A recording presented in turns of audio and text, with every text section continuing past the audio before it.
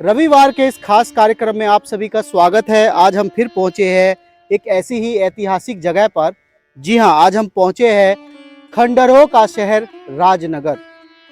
ये खंडर का अर्थ खंडर नहीं है, खंडरों का शहर राजनगर यानी कि खंडर वंश का ये अंतिम ड्योढ़ी रही है राजनगर। जी हां, आज हम राजनगर के उस ऐतिहासिक प्लेस में मौजूद है जिसे आप राज पैलेस राजनगर भी हम लोग कहते हैं। मधुबनी जिला के अंतर्गत नेपाल से सटा हुआ तिरहुत राज्य का यह एक शानदार ऐतिहासिक नमूना है, जहां पर न केवल वास्तु को बल्कि बहुत सारी ऐसी शिल्पकारी को यहां पर उकेरा गया है जो न केवल बिहार के लिए बल्कि पूरे देश के लिए आज वास्तुशास्त्र का एक नमूना है। जहां तक राजनगर की बात की जाए तो राजनगर के राजा लक्ष्मेश्वर सिंह ने अपने भाई रामेश्वर सिंह को एक भेंट के रूप में दिया, क्योंकि रामेश्वर सिंह को वास्तुकला और साथ साथ आप कह सकते हैं इन सब चीजों में काफी रुचि थी, जिसको लेकर रामेश्वर सिंह को ये किला उनके भाई लक्ष्मेश्वर सिंह के द्वारा भेंट किया गया। और सिंह के पुत्र विश्वेश्वर सिंह, जिसके नाम पर आप देख सकते हैं विश्वेश्वर सिंह जनता महाविद्यालय राजनगर। जी हाँ, विश्वेश्वर सिंह जो कि रामेश्वर सिंह के बेटे हुए और उनके नाम पर ये कॉलेज भी इस समय यहाँ पर चल रहा है। मैं आपको बता दूं, यहाँ पर जिस प्रकार से दिल्ली को लुटियन ने बनाया, ठीक उसी प्रकार से इस राज पैलेस को भी बनाने में डॉक्टर M.A. कोरनी, जो कि एक अंग्रेजी इतिहासकार थे, एक अंग्रेजी वास्तुकार थे, उनके द्वारा सीमेंट के प्रयोग से बनाया जाने वाला आप कह सकते हैं ये पहला किला है। जहां तक जानकारी दे दे, डॉक्टर M.A. कोरनी जो कि तिरहुत के कर्जदार थे, यानी तिरहुत का बहुत ज्यादा उनके ऊपर उपकार थे, जिसको लेकर अंत में जाते जाते उन्होंने एक ऐसा निर्माण कर दिया जो निर्माण आज ऐतिहासिक रूप से तिरहुत के लिए एक पहचान बन चुकी है। और जहां तक इस महल की बारे में चर्चा कर ली जाए तो ये राज पैलेस का निर्माण 1890 में निर्धारित हुआ था, लेकिन 1908 के सर्वे में कहीं पर भी इस महल की कोई भी जानकारी नहीं आ रही है। तो ऐसा अनुमान लगाया जा सकता है कि 1926 में यह किला बनकर तैयार हो गया था। और इसमें न केवल किले हैं बल्कि मंदिरों का भी एक जाल बिछा हुआ है, क्योंकि रामेश्वर सिंह को मंदिरों से खास लगाव था। वे तांत्रिक विद्या भी में उनकी काफी रुचि थी, जिनको लेकर उन्होंने इस पैलेस में मंदिरों का जाल भी बिछाया है। हम आगे आपको राज पैलेस में स्थापित उस मंदिरों के जाल को भी आपको दिखाने की कोशिश करेंगे कि रामेश्वर सिंह को वास्तुकला से विशेष लगाव था, जिसको लेकर राज पैलेस राजनगर में आप वास्तु शास्त्र के या वास्तुकला के उस नमूनों को देख सकते हैं जो भारत के अन्य किलों में शायद आप ना देख पाए। आप देख सकते हैं ये हाथी बनाया गया है, जिसके ऊपर इस तरह से एक भवन निर्माण किया गया है, किला निर्माण किया गया है, जिससे कि इसकी भव्यता उस समय देखने को ही बनती होगी। हालांकि 1926 में माना जाता है कि यह किला बनके तैयार हो गया था, लेकिन 1934 में जो भूकंप आया था, उस भूकंप का जोन राजनगर को ही कहा जाता है, जिसमें भारी तबाही हुई थी।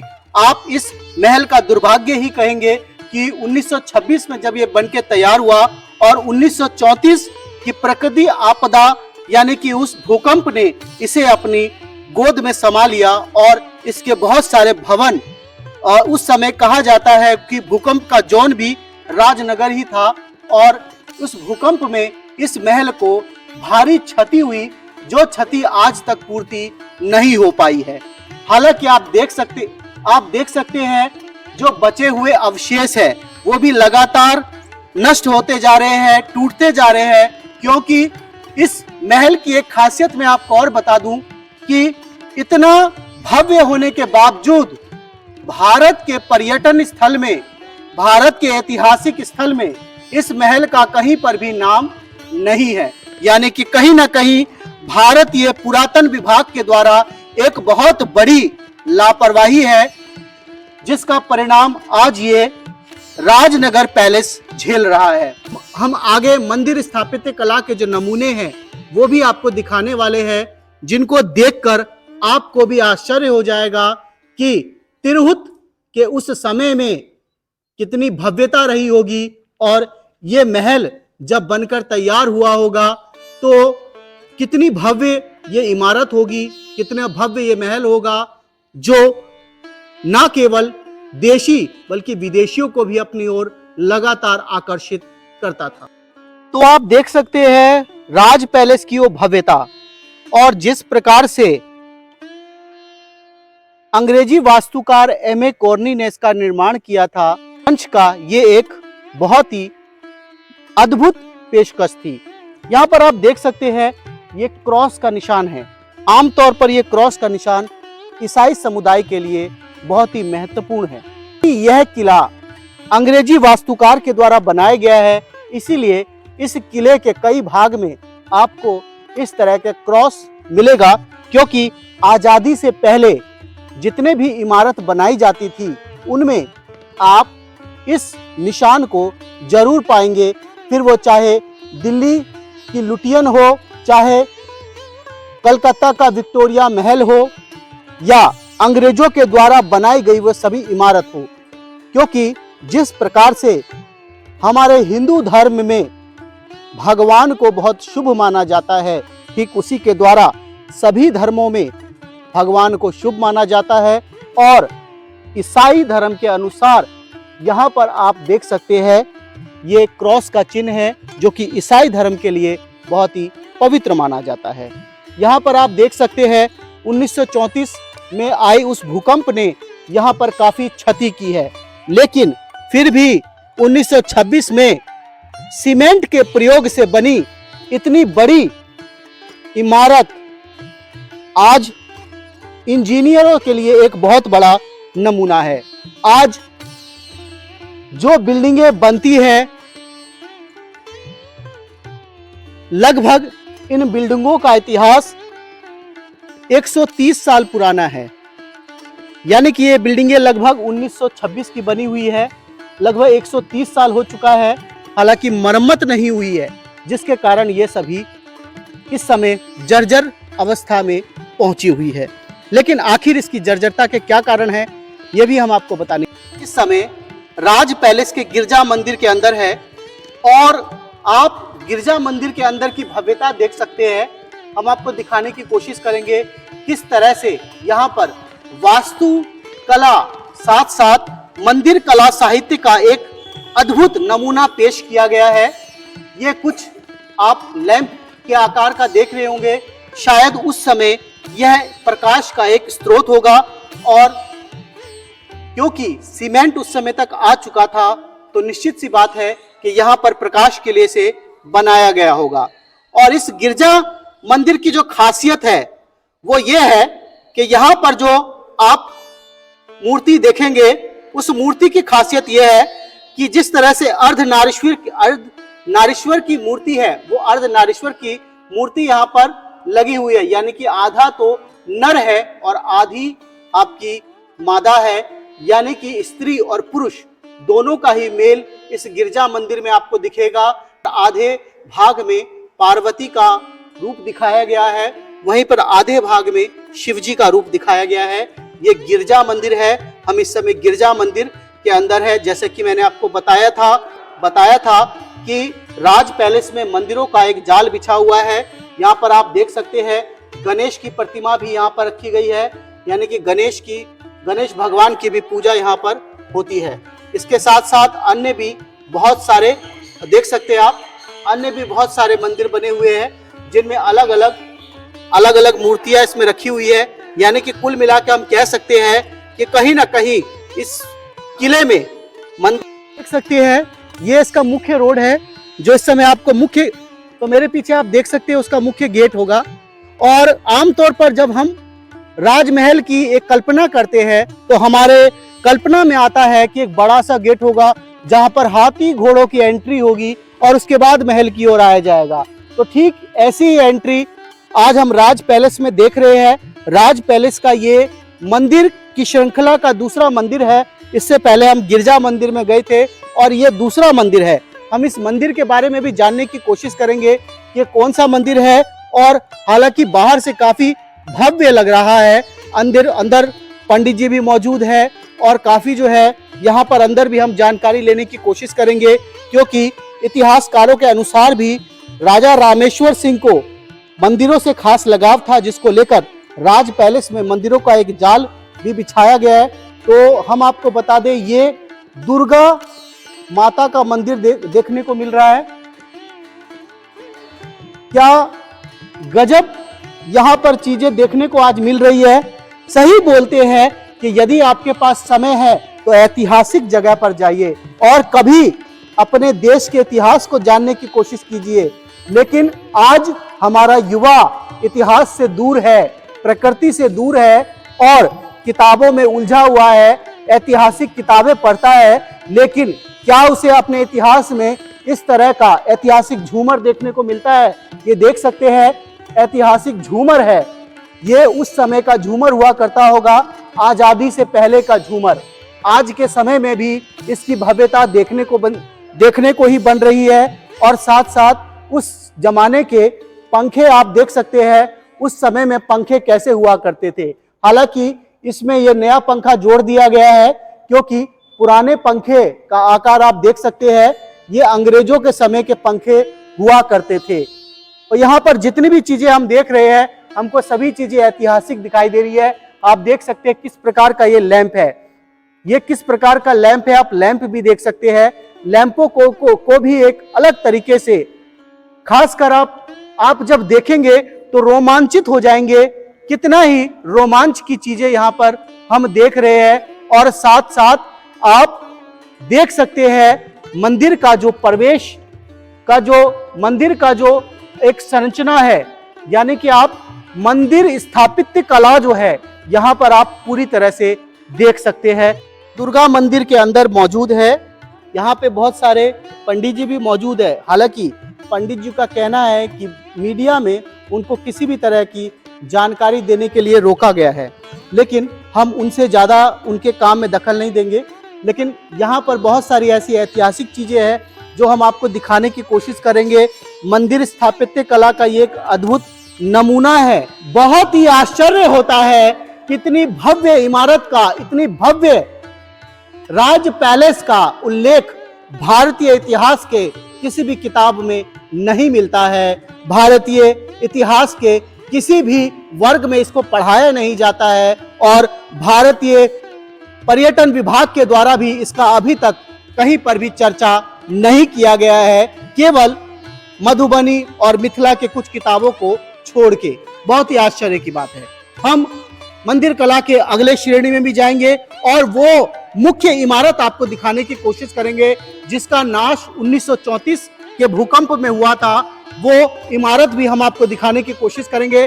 तो जो भी आप नए हैं वीडियो में बने रहिए, क्योंकि रविवार के दिन हम आपके लिए एक स्पेशल एपिसोड को लेकर आते हैं जिसमें हम आपको विस्तार से भारतीय इतिहास के बारे में, मिथिला की उस संस्कृति के बारे में और उस ऐतिहासिक विरासत के बारे में बताते हैं जिसका ज्ञान हमारे लिए और आपके लिए बहुत महत्वपूर्ण हो जाता है।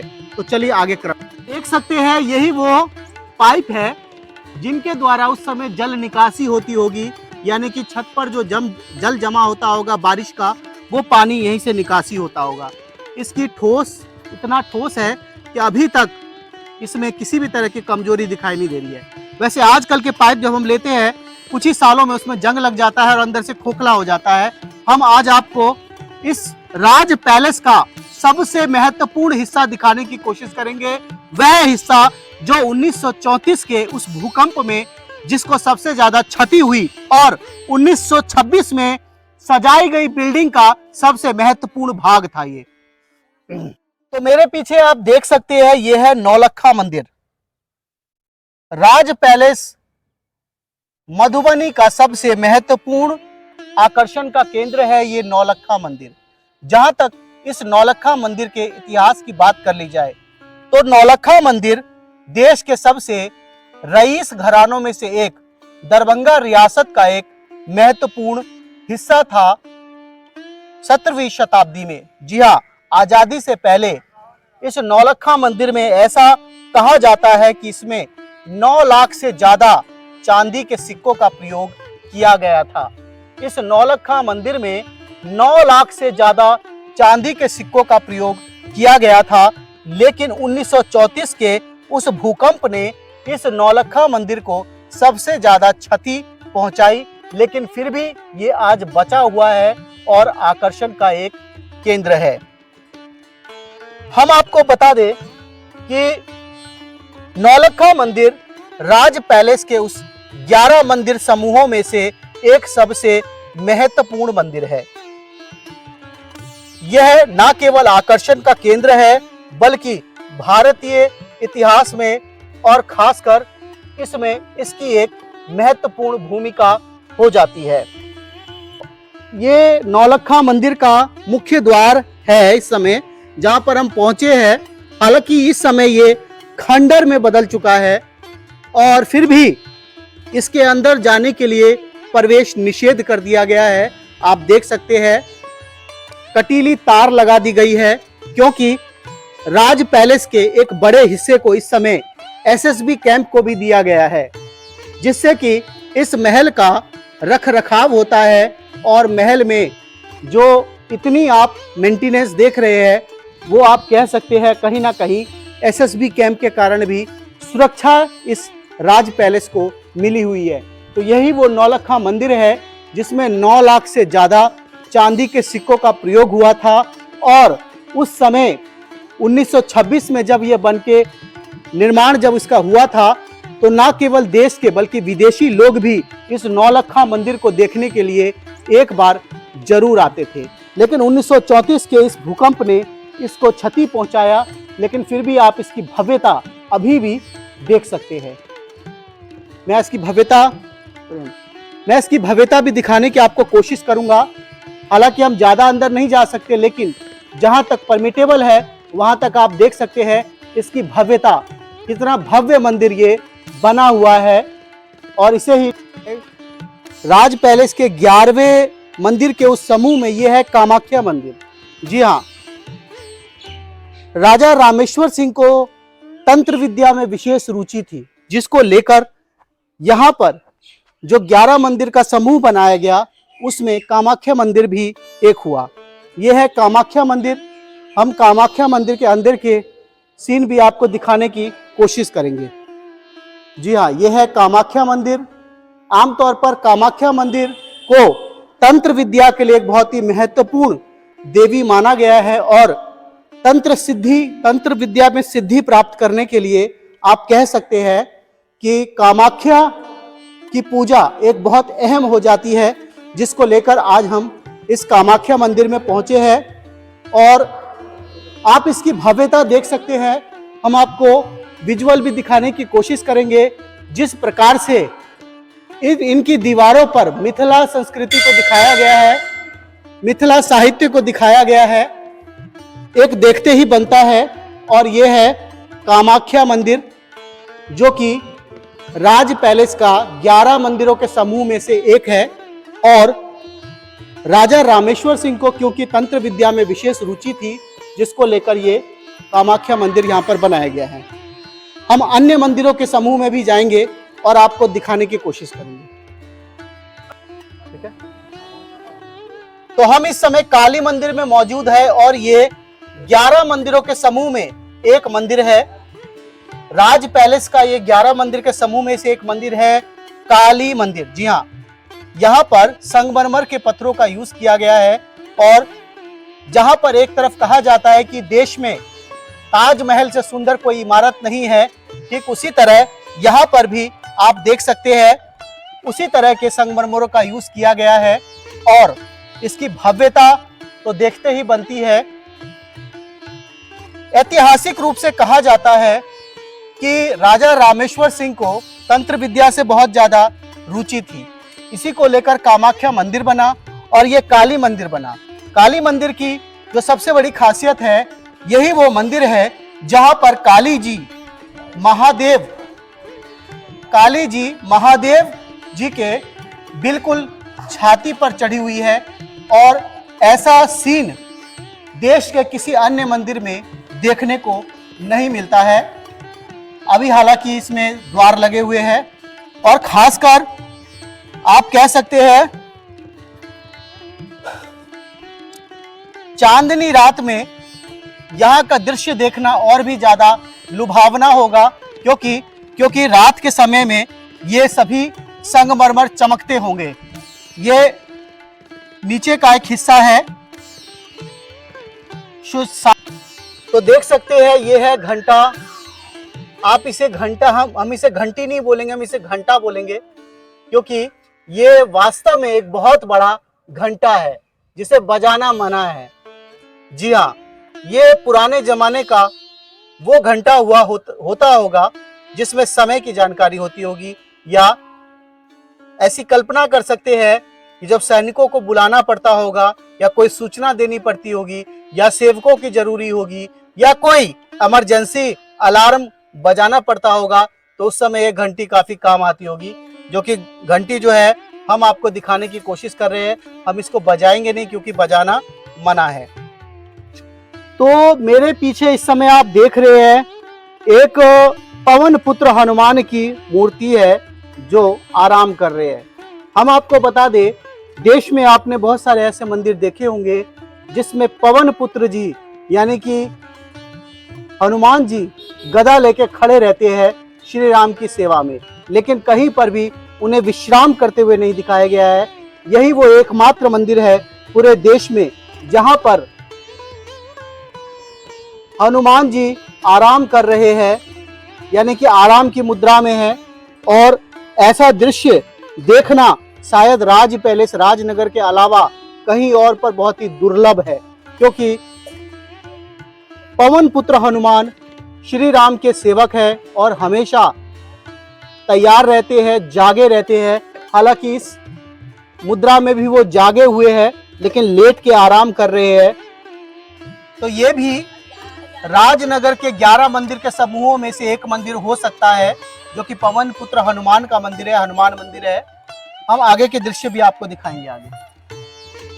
तो मंदिरों के क्रम में हम 11वें मंदिर समूह के एक दूसरे मंदिर में मौजूद है। यह भी महादेव मंदिर ही प्रतीत होता है। यहाँ पर सबसे बड़ी खासियत आप कश्यप यानी कि कछुए को देख सकते हैं। उस समय बैल की बहुत महत्वता होती थी, तो बैल को भी यहाँ पर दिखाया गया है, यानी कि आप कह सकते हैं कि बसहा को भी यहाँ पे दिखाया गया है। और ये भी एक महादेव मंदिर है, देख सकते हैं महादेव परिसर है जो कि खंडर में पूरा बदल चुका है। हम आपको बता दें कि उस समय सीमेंट का प्रयोग होता था, लेकिन जो ईंटें जोड़ी जाती थी वो कत्था को यूज करके जोड़ी जाती थी। यानी आप देख सकते हैं इसमें कत्था का भी यूज किया गया है, यानी कत्थों का यूज उस समय जुड़ाई में किया जाता था। आप देख सकते हैं इसकी कितनी भव्यता है, ये गुंबद है एक तरीके से आप कह सकते हैं। यहाँ पर बड़ा एक घंटी होती होगी और ये गुंबद है। और मैं आपको बता दूं ये भी मंदिर का एक हिस्सा है।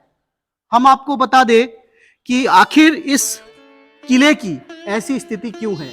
आपके भी दिमाग में आता होगा कि किले की ऐसी स्थिति क्यों है। तो हम आपको बता दें इस किले पर लगातार विवाद है, क्योंकि ये दरभंगा महाराज की शाही संपत्ति में से आता है।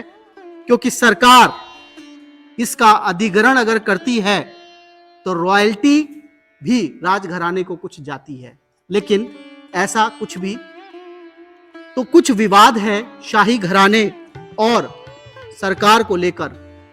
शाही परिवार, दरभंगा महाराज के परिवार और बिहार के पर्यटन विभाग में जिसको लेकर तालमेल नहीं बन रहा है, जिसकी सजा ये राज पैलेस राजनगर झेल रहा है। आप देख सकते हैं ये महादेव मंदिर है, लेकिन इसकी दुर्दशा हो रखी है। जगह जगह अलग अलग लोगों ने दीवारों पर लिख रखा है, देख सकते हैं आप। यहाँ पर शिवलिंग होती होगी, लेकिन शिवलिंग का अभी तक कुछ आता पता यहाँ पे नहीं है। आप देख सकते हैं ये भी एक गुंबद है, और कितना भव्य गुंबद है। हमारी आवाज भी यहाँ पर लगातार गूंज रही है। तो उम्मीद करते हैं कि जल्दी से जल्दी दरभंगा महाराज के परिवार और बिहार के पर्यटन विभाग आपस में तालमेल बनाएगा, और जल्द से जल्द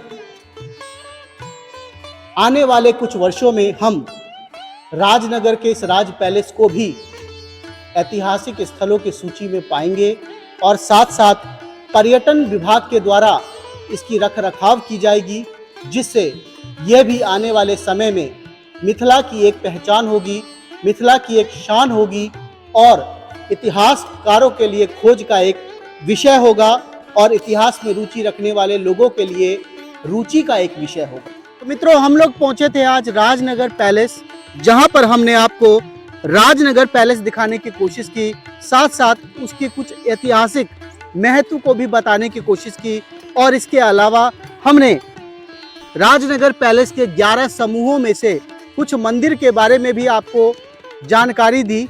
इसके अलावा बहुत सारी ऐसी जानकारी है जो इतिहास के पन्नों में दर्ज है, लेकिन अभी तक हमारी एनसीईआरटी की किताब तक नहीं पहुंची है। हमारे बिहार बोर्ड या हमारे देश के ऐतिहासिक किताबों में अभी भी इस महल का कोई उल्लेख नहीं देखने को मिलता है, केवल मिथिला, केवल बिहार के कुछ लोकल किताबों को छोड़ के।